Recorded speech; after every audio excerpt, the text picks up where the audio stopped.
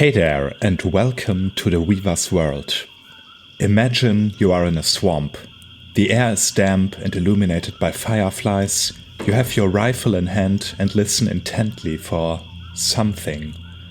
You don't know what it is, but you know that it is dangerous, and it is your job, your task, to keep others safe from it. Because you are a warden. Humanity's last hope in these desolate times. Such is the world of Backwater, which I will tell you about today.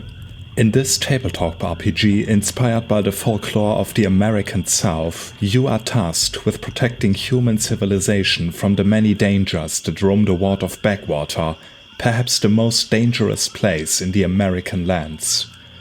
You will face dangers from strange beasts and undead horrors to very human, like witches, or powerful people in high positions, bent on their own profit over anything else. If this sounds like a game for you, stay a while and listen. And don't forget to show me you like this video by giving it a like, leaving a comment, or maybe even subscribing to my channel. It really does help. But with all that being said, let's go.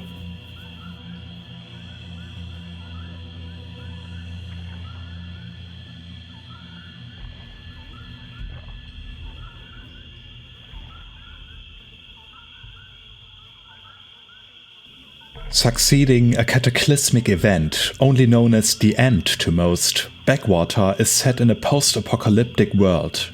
Following the end, America rebuilt as the American Federal Union of Sovereign Wards, or American lands for short. The most important districts of these lands are called wards.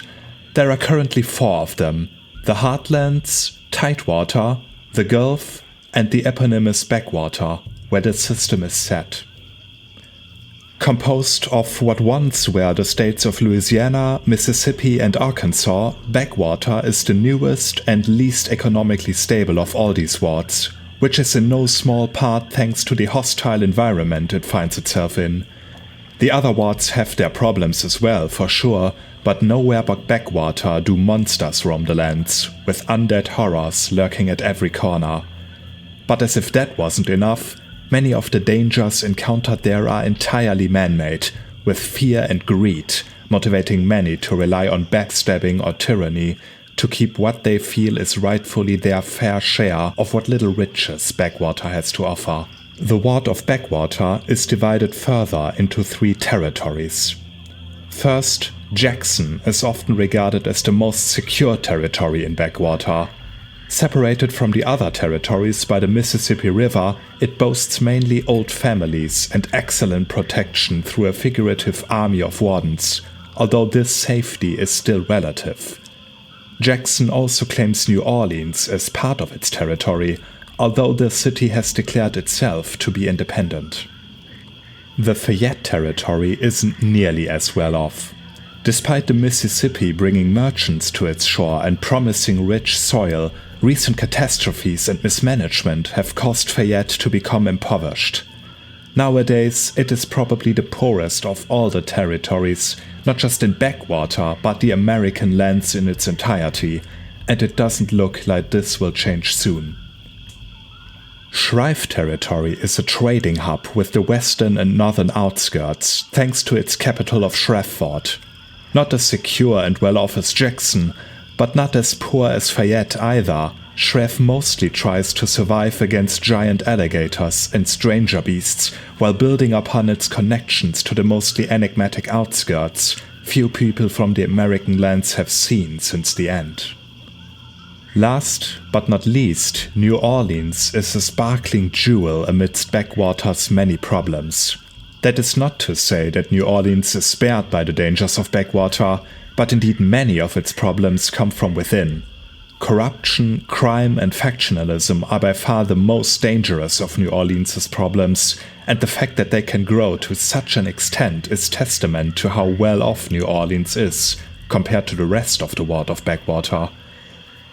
This is also chief amongst the reasons why New Orleans refuses to join Jackson territory, for this would mean regular taxes and forfeiting some of its freedoms.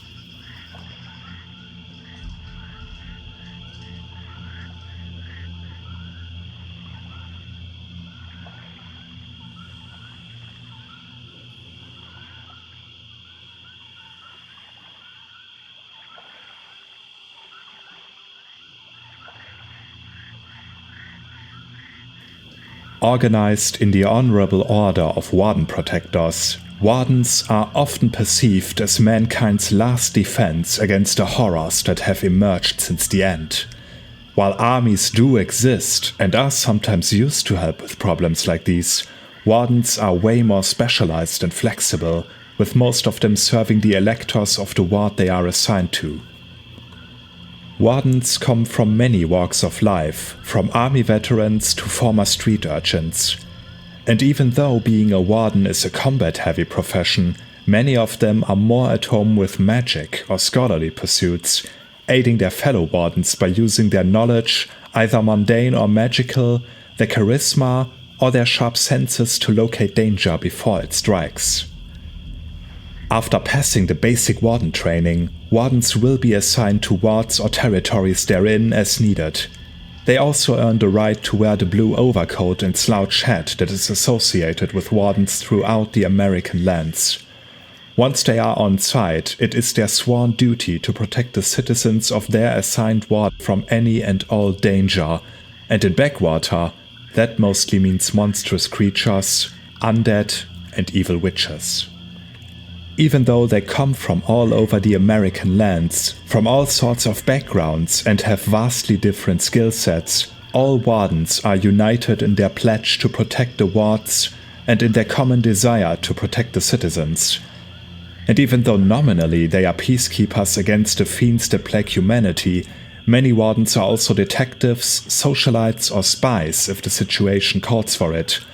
Only by working together can they achieve what they have set out to do.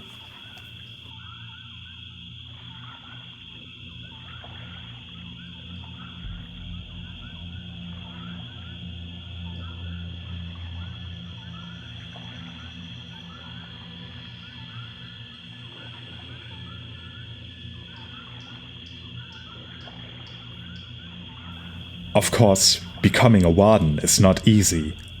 But with the situation being as it is, the Order is not picky about its recruits.